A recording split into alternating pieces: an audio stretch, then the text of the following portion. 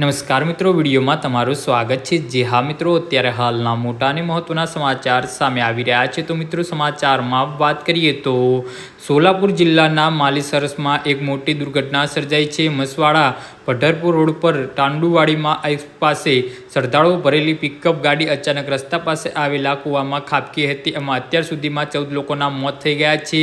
મૃતક પઢરપુરના રદની ગામના રહેવાસી હોવાનું સામે આવ્યું છે। શ્રદ્ધાળુઓ મસવાડામાં સિદ્ધિનાથના દર્શન કરવા માટે ગયા હતા। જી હા મિત્રો, દર્શન કરીને જ્યારે તેઓ પિકઅપ ગાડીમાં પરત ફરી રહ્યા હતા ત્યારે તાંદુવાડી ગામ પાસે અકસ્માત નડ્યો હતો। અકસ્માતની જાણ થતાં જ ઘટના સ્થળે સ્થાનિક લોકોના ટોળેટોળા ઉમટી પડ્યા હતા અને પોલીસનો કાફલો, મેડિકલની ટીમો આવી પહોંચી હતી। ડ્રાઈવરે સ્ટીયરિંગ પરથી કાબુ ગુમાવતા આ અકસ્માત થયો હતો। રસ્તાની બિલકુલ કિનારે આવેલા આ કૂવો પાણીથી ભરેલો હતો અને તેની આસપાસ કોઈ સુરક્ષા રેલિંગ પણ નહોતી, જેથી ગાડી કૂવામાં પડી હતી।